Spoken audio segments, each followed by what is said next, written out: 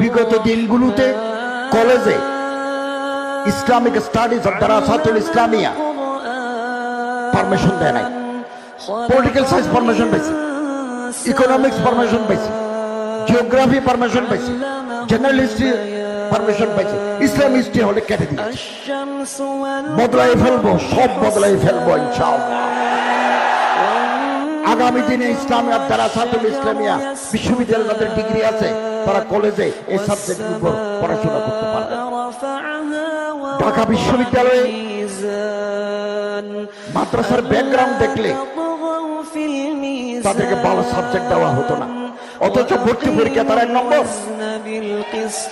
বারবার এই গ্রুপ ওই গ্রুপ খ গ্রুপ গ গ্রুপে মাদ্রাসার ছাত্ররা ফার্স্ট, তাদেরকে ঢুকতে দিচ্ছে না।